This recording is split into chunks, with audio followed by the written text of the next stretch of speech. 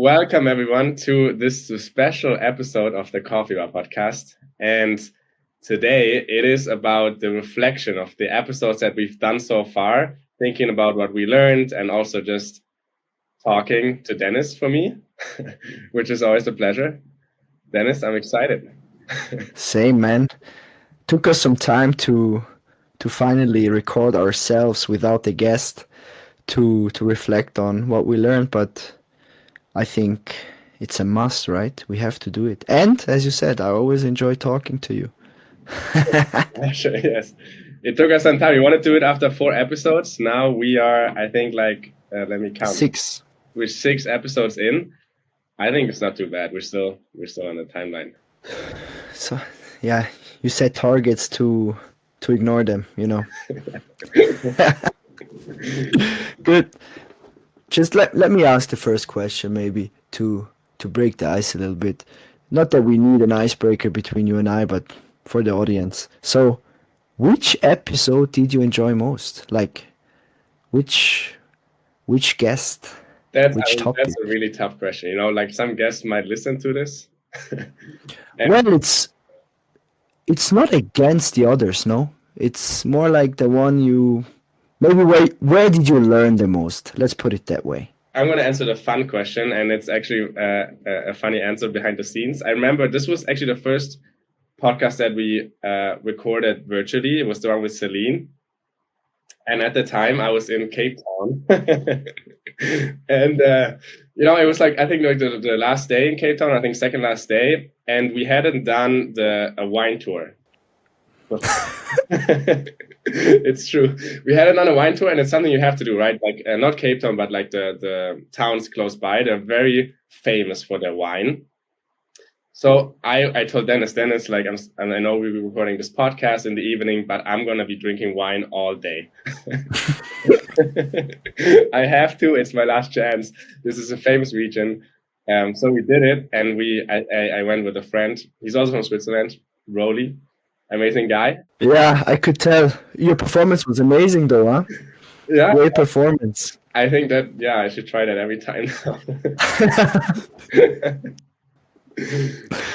Yeah. Great. But how about you? I mean, like, how in terms of fun or learning, do you have one that stands out to you? I really, for the learning, really, I enjoyed Vincent Pierre, his, practical advice on how to speak so they listen. I really enjoyed that. He had practical advice on, how to just perform with impact in front of people and, engage the audience, and simple but really powerful tools. I encourage everyone to listen to that one because, public speaking, is not a paramount for everyone, but I believe if you want to succeed, especially in your career or in business, it's a must. And Vince breaks it down perfectly. He shares, I would say, the 20% that drives the 80% of the outcome. So in terms of learning, I would really say Vince's. When it comes to fun, all of them were really fun to record. Obviously, we're not always in the same location basis, so it's tough to make it work with the time zone differences. But we made it work for 2 episodes so far to record it in person. The one with Vic and with John, and that's another experience. Like setting the stage, recording, and it's just I prefer it over the online recordings. So in the future, I'm looking forward to have more in-person recordings. But all of them were super fun. And yes, I totally agree. And what I also need to add is that we had an outstanding recording studio. in at Bühler. Shout out to Bühler again. That was amazing. But you remember we had to set up all the. I mean, like we bought these things where you can put your phone because we're recording with the phone. Let me see if I can get it real quick. We bought these things. Yeah, I got it here. I brought it with me to Brazil. That's dedication. But yeah, so we bought these. And I remember the first time we were setting up for the episode with John, because it was the first time we were using more than one camera in life. I didn't know that like you have to turn this. See, even now I can't get it up. But you have to turn this thing around so the camera doesn't film the stick. And 2 minutes before we started, it was still the wrong way. And then we had Nico, who was amazing, help us to set that up. But yeah, at this point, maybe we have to,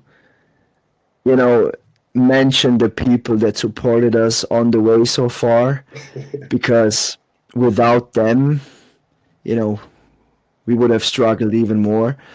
So in the beginning, Lars, thank you so much for, stepping in as a cameraman for the recordings when we were in San Francisco back in November. So that was huge shout out to you. Then when we look at the recording in Switzerland, we had Levin with us, who was in the role of the cameraman, and Nico, who was there for the overall experience. So huge shout out to them as well. And obviously we have a team in the back who's also supporting us in, editing the videos and helping us with our appearance online. So they're amazing. They're amazing. They're really great, and huge shout out to them. Once again, the teamwork makes the dream work, or how's that saying? Vic said that. Vic said that in his podcast. He said, like, everyone is just strong as a team. No one is strong as an individual. And that's what I thought was most interesting, because then you think, yes, but there are, amazing tennis players, amazing sprinters. So there are individuals who are strong. And he says, yes, but even those people have a team around them, and otherwise they wouldn't. 100%. Speaking of that, now, obviously we talked about health and mastering wellness with Vic. What changes did you apply after our conversation with Vic to your daily life? That's a good question. So I think, if I'm honest, I don't know if there's anything I applied to my daily life. I think the one change that I took away is when I work, I hate to work out legs. So before Menlo and after Menlo, I just never worked out legs. And I remember him saying, you should do something you love to do when you work out, but you should also do something you hate to do because your body probably needs it. So I'm not saying that I work out legs every time now, but I do it. I try to do it as often as possible. So I would say every other workout, I do at least one leg exercise, which is... That's good. The small steps, right? I like it. Yeah. What is one, like, I like these specific types of advice. What is one specific type of advice that made you say, like, whoa, like one of these aha moments? By the way, Vince mentions them and how to create them on stage, but like, what gave you one of these aha moments from any of the podcasts? Good question. I mean, there's probably an aha moment in all of those recordings, but if I would have to say one, I'd probably go with the one Susan gave us when she was mentioning about golden rule versus platinum rule. It's... Can you explain in life there's a general, perception that you should treat others how they want to be treated, which is the golden rule. However, when it comes to intimacy and relationships, it's not the golden rule, it's the intimacy. Yeah, it's the platinum rule. So treat others how they want to be treated, So that was a great, aha moment, because obviously you want to be treated nicely, etc., but no one really put it into that perspective before. Susan did it. So shout out to Susan for that great advice. Yeah, and also just like I love that too, and how she said that the man and the male and female body are different, and that you can't just assume what works for you as a man will also work for women. 100%. 100%. And maybe if we quickly talk about our conversation with Celine. By the way, we're trying to get her to Bühler to have like a Amazing. keynote, because I genuinely believe her story is inspiring and can be, an like an inspiration for everyone working in corporate, and so that we're really looking forward to hosting her in our company. But when we talk about our conversation with her, I'm deeply impressed by the fact that she quit her probably really well-paying job at Google and go all in to play professional beach volleyball. She just said, you know what? Fuck it, let's do it, So that's crazy. Those movies, they do that, they go bold, they do crazy things, but she actually did it in real life. So that's huge in my opinion. And what I agree, and what that was also a aha moment for me there. I was, as a football player or soccer player growing up, or I mean, this so much better than me, but it's like, if I make it, I'm going to be rich and famous. Like, this is just a given for you. But for other sports, like for her, she is making it, right? She plays for the national team, and still she won't make any money.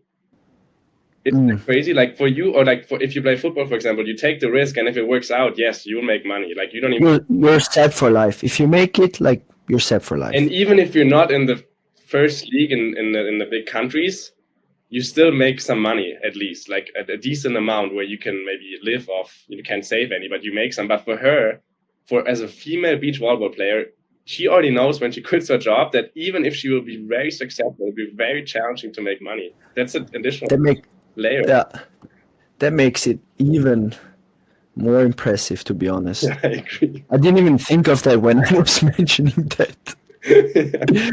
Crazy.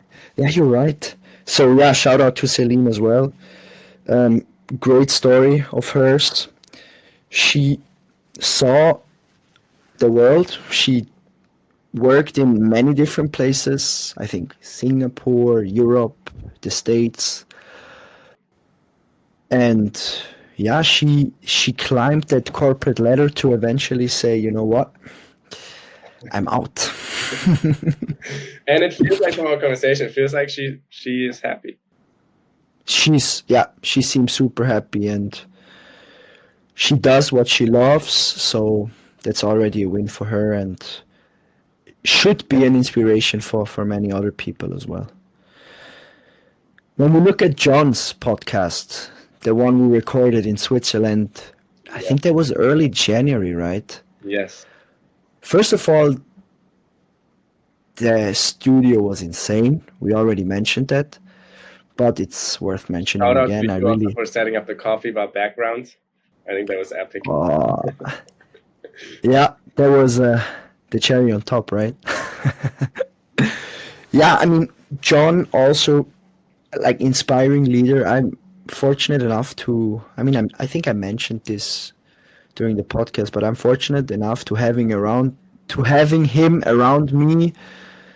Yeah, not 24/7, but the 9 to 5, the time when I'm at work, and his energy and his leadership. Haven't seen many leaders like this before in any setting. So our conversation with him really, showcases how he, what kind of person he is, what kind of leader he is, and how or why he's such a successful person. Yeah, and when you say successful, it's not just in terms of business. I mean, he's also worked in 100%. countries. Like you And you mentioned Levin was there. I remember him telling me after the podcast, he's like, yes, of course, you guys ask all these questions, but if John comes in the room, you don't have to ask him how he's doing. You can tell how he's doing. He's full of energy. He's smiling. And it's because, I think it's because he's doing something he loves, but additionally, he takes care of the fundamentals like exercises regularly, sleeps very well. He also mentions this when we ask him about sustainable career growth. He's like, yes, everyone talks about exercise and nutrition, and they're important. But for me, a game changer has been sleep. And it's really cool because we will record a sleep and nutrition episode next. So we're very excited. But just hearing him say all these things that he does on a daily basis kind of helps me and probably a lot of other people understand why he's doing so well. 100%. Yeah, good point when you talk about success, what's success? And you really summarized it well. It's not just being successful in the workplace,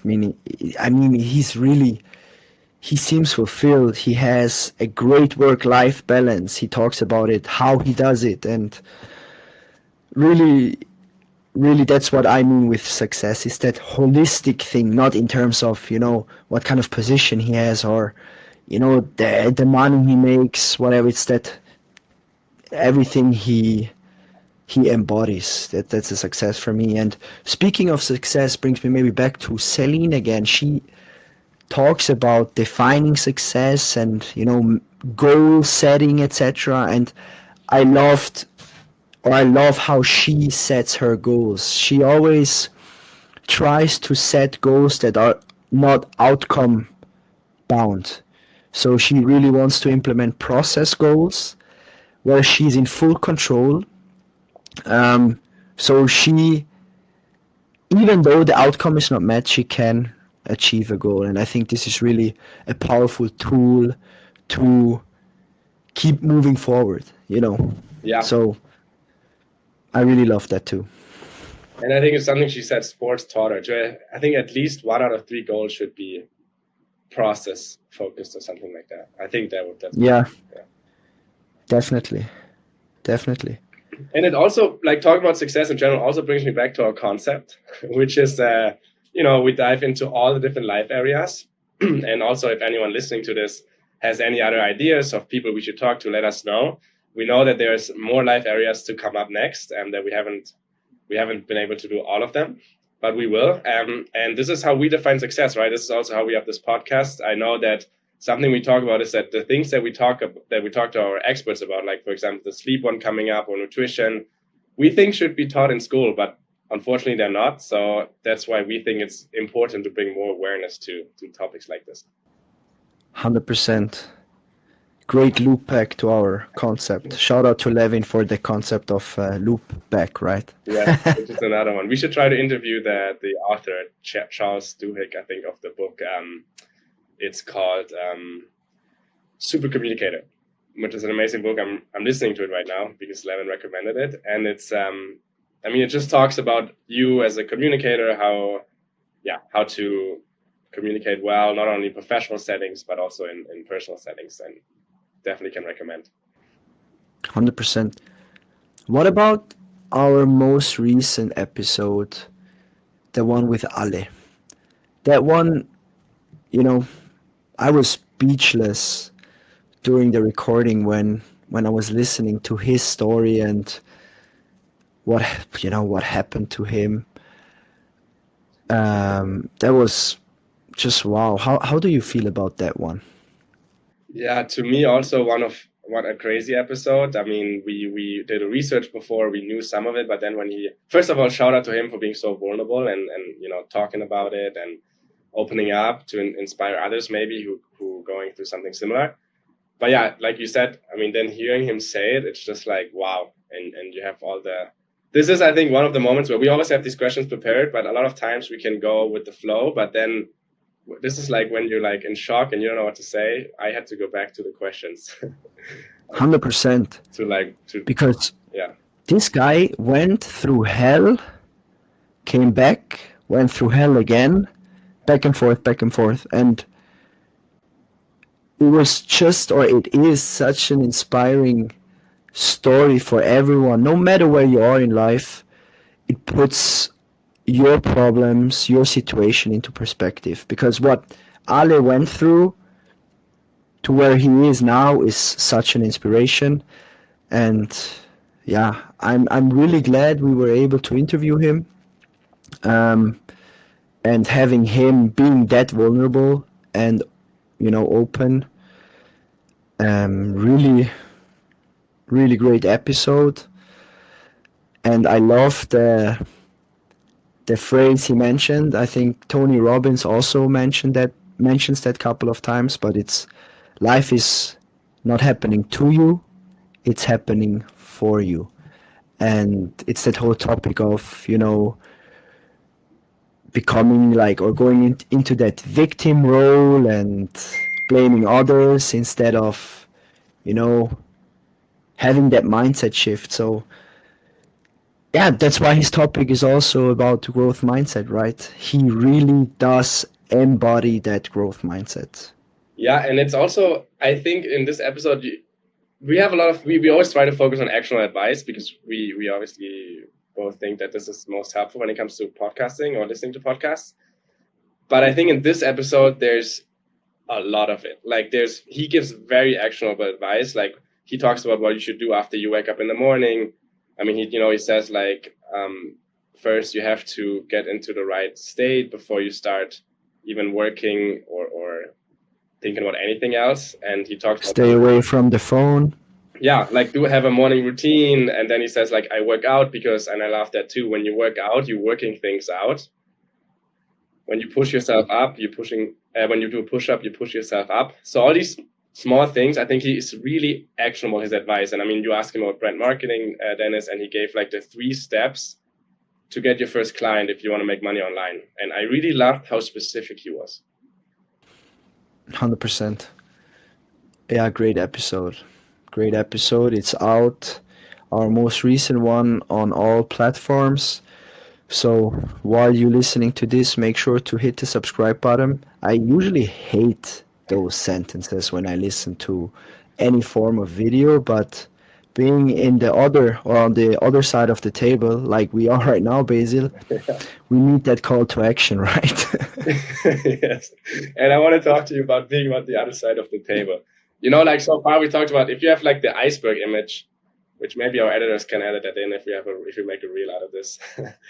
then we only talked about the top part, you know, that the audience, that the listeners experience. Let's talk about the things that they don't see. What's been like? What is one thing you think is more challenging than you thought it would be? What is one of the fuck ups that we had? I don't know. Well, I would like to talk about my learning curve, especially because in the beginning I was always like, podcast, you just, you hit the record button and you go free flowing, but it's actually, you have pre-recording where you prepare, where you first of all, you need guests.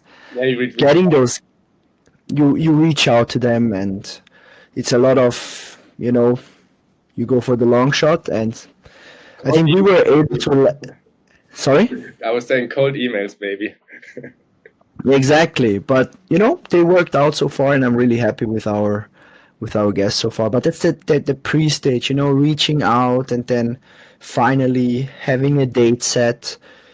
Given the fact that we're most of the times in different time zones, makes it even more challenging. And just for some perspective, so Basil is traveling now through South America, so he's in a time zone. I'm in Switzerland, different time zone, and usually our guests are also in another time zone. So, getting that settled is also already a win for me.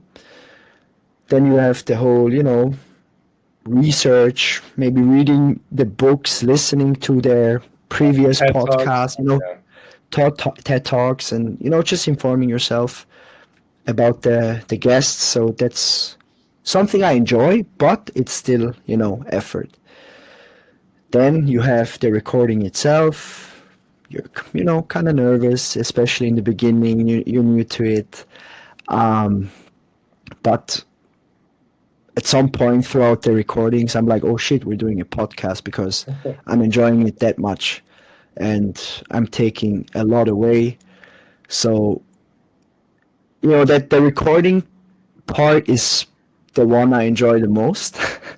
Yeah. It really became a passion of mine. So that's really awesome. And by the way, I figured and I learned that I'm always saying awesome. It's also good when you rewatch. This is such, if you ever think about stepping out of your comfort zone, start a podcast and rewatch or listen to it. It's it's insane. And then I have many moments where I'm like, oh, that's cringe. But yeah, many people even told me like, you always say awesome, you always say awesome. Yeah, man, I know, I'm sorry. I think this could even become, when we start exploring merchandise option, I think I'll create a t-shirt with awesome on it. That would be cool. That would be sick, actually. With you and like a speech bubble. Exactly. So yeah, the recording part is the best, and then you have the post recording, right? And there we go again. We have our editors. They do an amazing job. We send them the files. They help us, polish the episode, because sometimes we have some, behind the scenes, or we have some cutouts. We're not perfect. Who is? But yeah, the post recording, editing the episodes, defining the timestamps for the reels, but also our trailers, which I think, by the way, are awesome. And I agree. shout out to you, Basil. You have such a great eye for the trailers, like the timestamps you identify, and the way you communicate with our team members is top notch. So great job there. So yeah, I talked a lot now. So but basically, the learning curve was really steep, still in that phase going up, but the enjoying portion is even bigger. So I love that. What about you? Maybe a shorter answer. Yeah, I love how you did such a me-see framework. Pre-recording, recording, and then Yes. post-recording. Yeah, I mean, I think the post-recording part takes most of the work. I mean, just the fact that we're doing a video podcast, that already adds, I feel like, 70% of the work. But it's also what I believe brings the most value. So I'm really glad that we're doing it. And then, of course, the social media, right? You mentioned it, the trailers, they take so much time, effort, and energy. But it's also really worth it because we get great feedback, which is very rewarding. And we also have very capable editors. So I really enjoy working with them, which makes it just fun in the end. So yeah, but I want to mention one more thing, which is a success for me in itself, because one of the favorite parts about this podcast is that I have this scheduled session every week with you and an expert, and we get to learn from them, right? So once a week, we get to talk to an industry expert, and we've already talked about, the different industries. We had public speaking, we had relationships, career growth, and all the others. And just listening to them and learning from them is amazing. I mean, I love that, we get to talk to very intelligent people on a regular basis. And I think that's something that I'm really grateful for. That's very special. Maybe, yeah. I remember when we were in Freiburg back in summer 2024, when we decided, after 2 years of going back and forth, how should we do it, etc.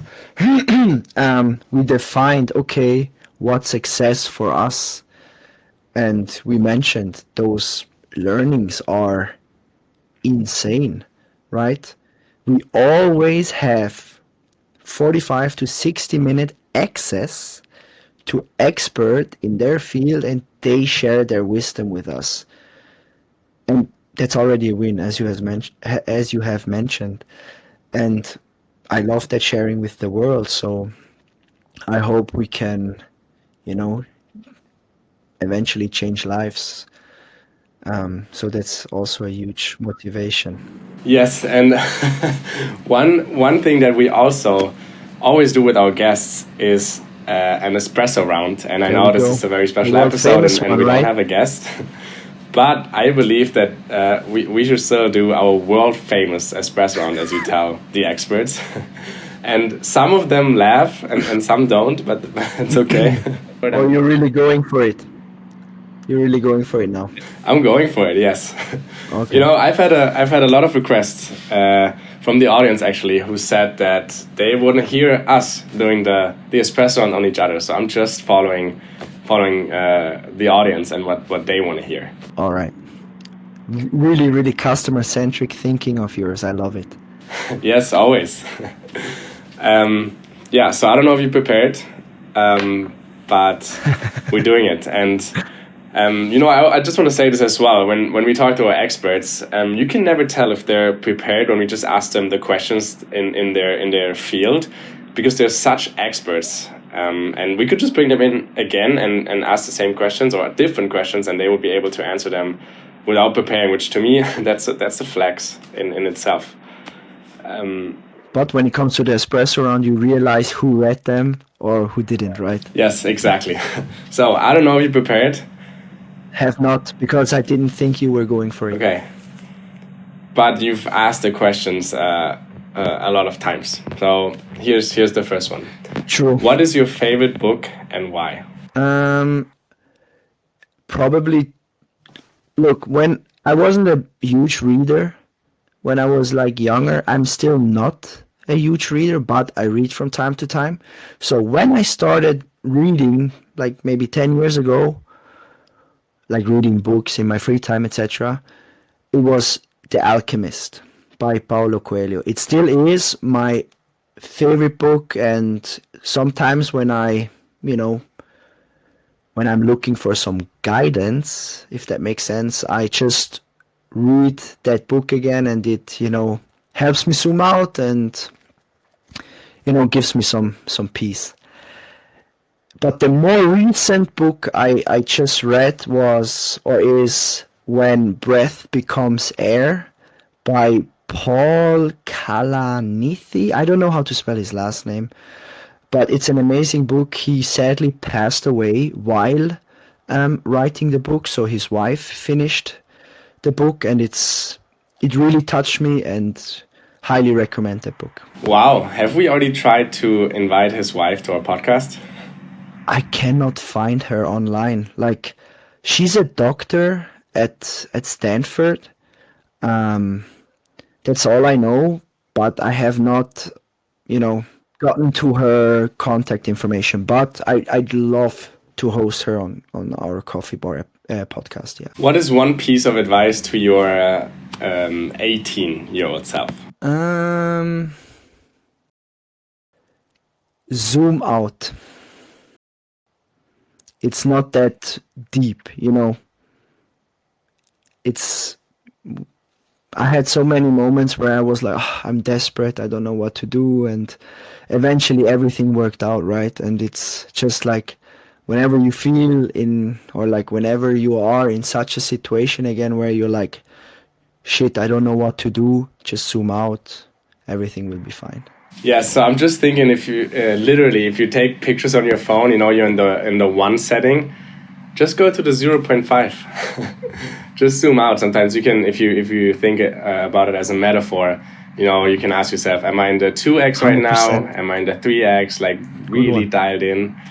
Maybe I should then sometimes, zoom out and go to the 0.5. Good one. Factor on my camera, because usually everything looks better from that angle. If you had a massive billboard, on the Highway 101, the Highway 1, and there's one message you could write on it, what would it be? Be kind. What is one habit that makes your life better?